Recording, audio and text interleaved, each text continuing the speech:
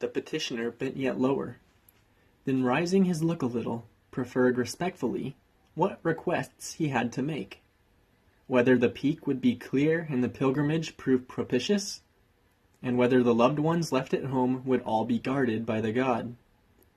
And the god made answer, "Till the morrow's afternoon will the peak be clear, and the pilgrimage shall be blessed." The man stayed bowed while the god spake, and when the god had finished speaking, offered up an adoration prayer. Then leaning forward, he first touched the possessed on the breast, and then struck him on the back several times with increasing insistency. Under this ungodly treatment, the possessed opened his eyes like one awakening from profound sleep. The others then set to and kneaded his arms, body, and legs, cramped in catalepsy, back to a normal state.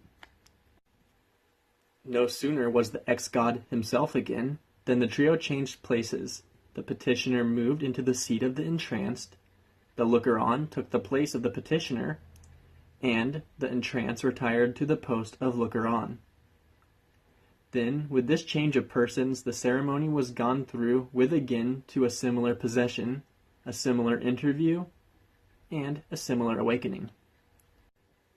At the close of the second trance, the three once more revolved cyclically and went through the performance for the third time.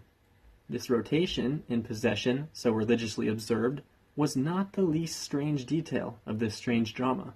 When the cycle had been completed, the three friends offered up a concluding prayer, and then, donning their outside accoutrements, started upward.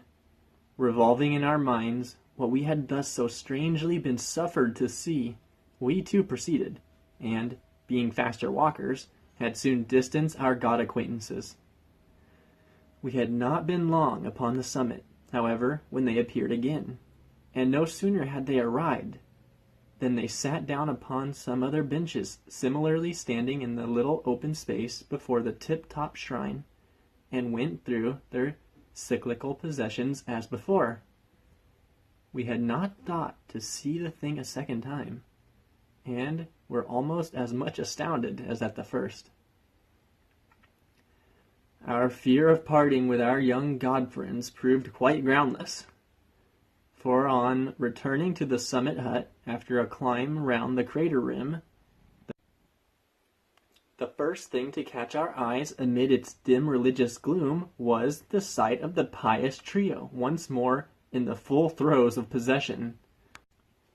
There were plenty of other pilgrims seated round the cauldron fire, as well as some native meteorologist in an annex, who had been exiled there for a month by a paternal government to study the atmospheric conditions of this island in the clouds.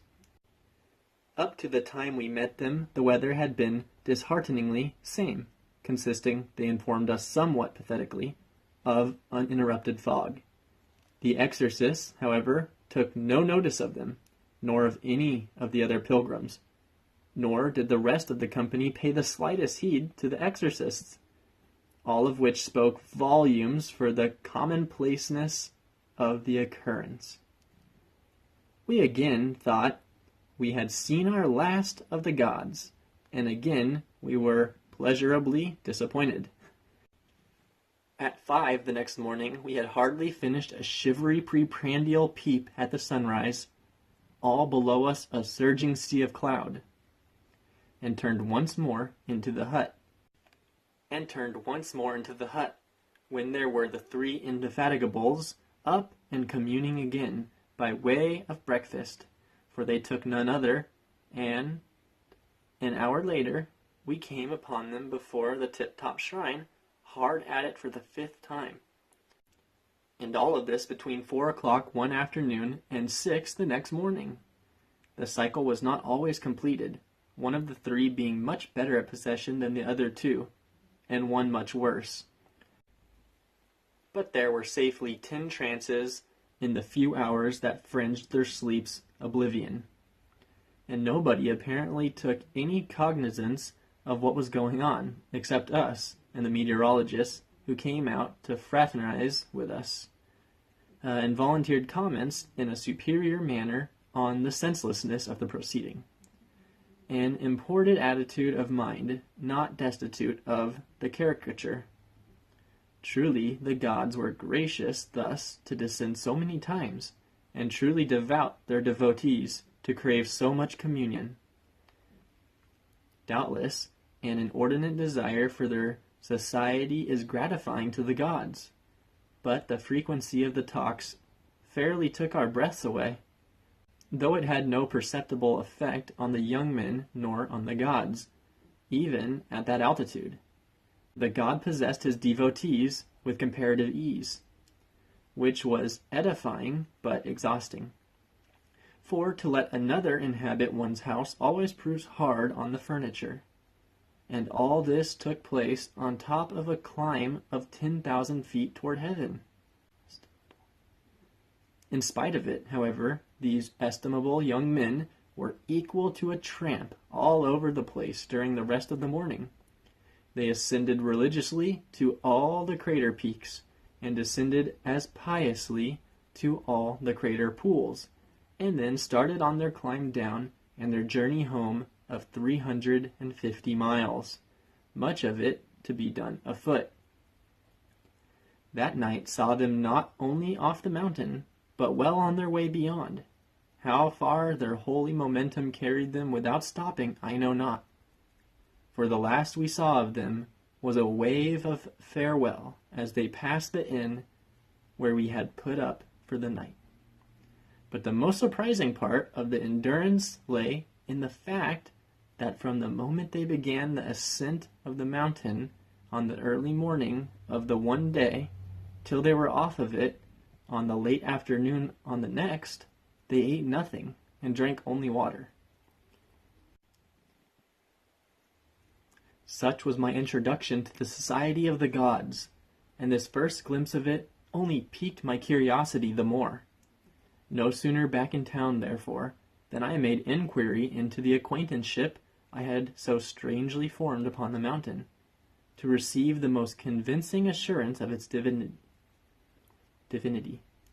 The fact of possession was confirmed readily enough, but my desire for a private repetition of the act itself was received at first with some mystery and more hesitation. However, with one man after another, offishness thawed until, getting upon terms of cordiality with deity, it was not long before I was holding divine receptions in my own drawing-room. Exalted and exclusive as this best of all society unquestionably was, it proved intellectually like more mundane society we agree to call the best, undeniably dull. I mention this not because I did not find it well worth knowing, but simply to show that it was every whit the company it purported to be. The revelation thus strangely vouchsafed me turned out to be as far-reaching as it was sincere. There proved to exist a regular system of divine possession, an esoteric cult embedded in the very heart and core of the Japanese character and instinct, with all the strangeness of that to us enigmatical race. That other foreigners should not previously have been admitted to this company of heaven may at first seem the strangest fact of all. Certainly my introduction cannot be due to any special sanctity of my own, if I may judge by what my friends tell me on that subject. Nor can I credit it to any desire on my part to rise in the world, whether to peaks or preferments, an equally base ambition in either case. For Ontake, though not of everyday ascent, has been climbed by foreigners several times before. Rain, that indefatigable collector of facts and statistics, managed some years ago to get to the top of it and then to the bottom again without seeing anything. The old guidebook, in the person of an enthusiastic pedestrian, contrived to do the like. Other visitors of good locomotive powers also accomplished this feat without penetrating the secret of this mountain. And yet the trances were certainly going on all the time, and the guides who piloted these several gentlemen must have been well aware of the fact. The explanation is to be sought elsewhere. The fact is that Japan is still very much of an undiscovered country to us. It is not simply that the language proves so difficult that but few foreigners pass this threshold of acquaintance, but that the further the foreigner goes, the more he perceives the ideas in the two hemispheres to be fundamentally diverse. What he expects to find does not exist, and what exists he would never dream of looking for. Japan is scientifically an undiscovered country even to the Japanese, as a study of these possessions will disclose. For their importance is twofold, archaeologic no less than psychic. They are other world manifestations in two senses, and the one sense helps accentuate the other, for they are as essentially Japanese as they are essentially genuine. That is, they are neither shams nor importations from China or India. They are the hitherto unsuspected esoteric side of Shinto, the old native faith. That Japanese Buddhists also practice them is but appreciative Buddhists' endorsement of their importance, as I shall show later. We must begin, therefore, with a short account of Shinto in general. The next reading will be getting into the next chapter entitled Shinto. Shinto, or the Way of the Gods, is the name of the oldest religious belief of the Japanese people. The belief itself infinitely antedates its name, for it has come down to us from a time when sole possession of the field precluded denomination. It knew no christening till Buddhism was adopted from China in the 6th century of our era, and was then first called Shinto, or the Way of the Gods, to distinguish it from Butsudo, or the Way of Buddha. If it thus acquired a name, it largely lost local habitation, for Buddhism proceeded to appropriate its possessions, temporal and spiritual. It had been both church and state. Buddhism became the state and assumed the greater part of the churches, paying Shinto the compliment of incorporating without acknowledgement such as it fancied of the Shinto rites, and of kindly recognizing the more popular Shinto gods for lower avatars of its own. Under this generous adoption on one hand, and relegation to an inferior place in the national pantheon on the other, very little, ostensibly, was left of Shinto, just enough to swear by. Lost in the splendor of Buddhist show, Shinto lay obscured thus for a millennium, lingering chiefly as a twilight of popular superstition. At last, however, a new era dawned. A long peace, followed by the firm establishing of the shogunate, turned men's thoughts to criticism, and begot the commentators, a line of literati, who, beginning with Mabuchi in the early part of the 18th century, devoted themselves to a study of the past, and continued to comment for a century and a half upon the old Japanese traditions buried in the archaic language of the Kojiki and the Nihongi, the history Bibles of the race. As a science, the commentators' elucidations are chiefly comic, but their practical outcome was immense. Criticism of the past begot criticism of the present, and started a chauvinistic movement which overthrew the shogunate and restored the Mikado, with all the irony of fate, since these literateurs owed their existence to the patronage of those they overthrew. This was the restoration of 1868. Shinto came back as part and parcel of the old. The temples Buddhism had usurped were purified, that is, they were stripped of Buddhist ornament and handed over again to the Shinto priests.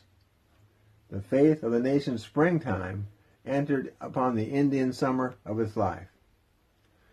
This happy state of things was not to last.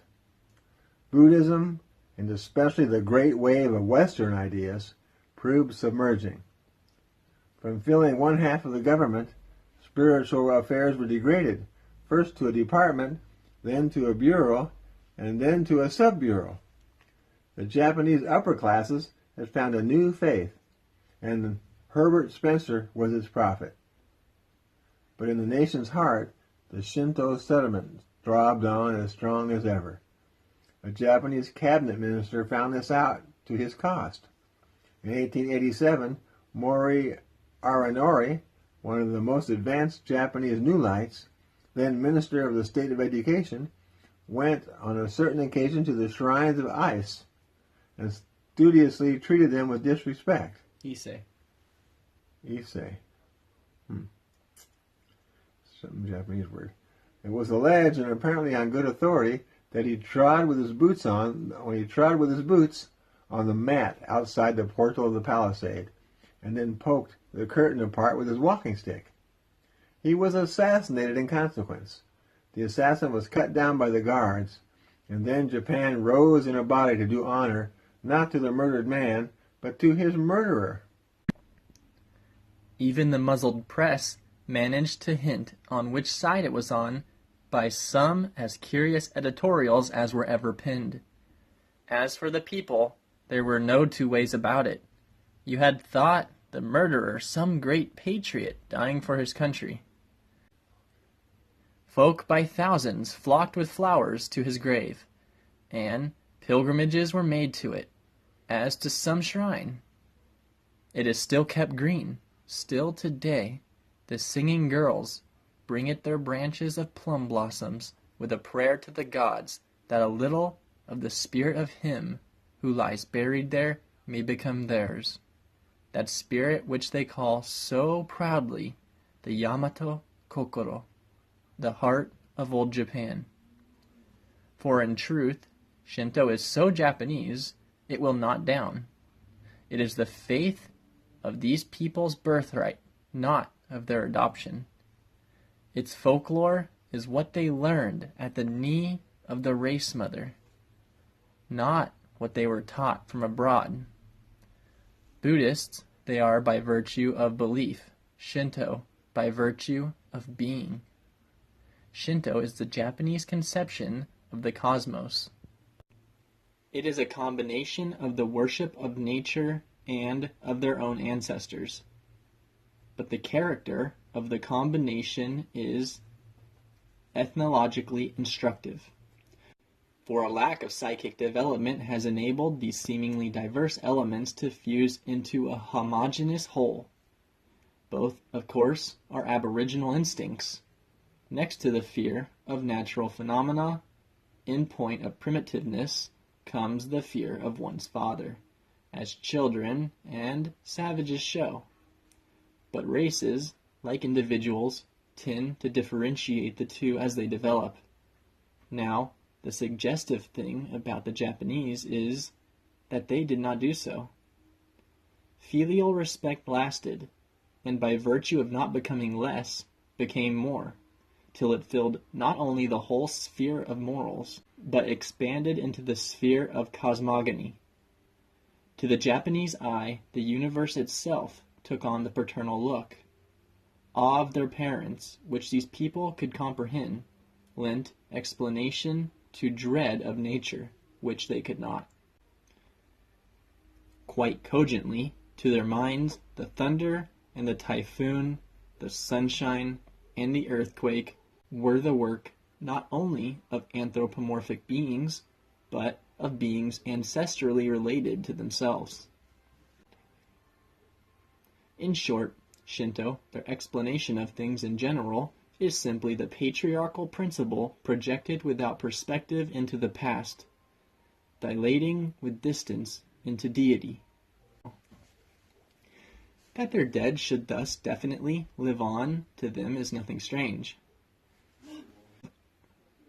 It is paralleled by the way in which the dead live on in the thought of the young generally.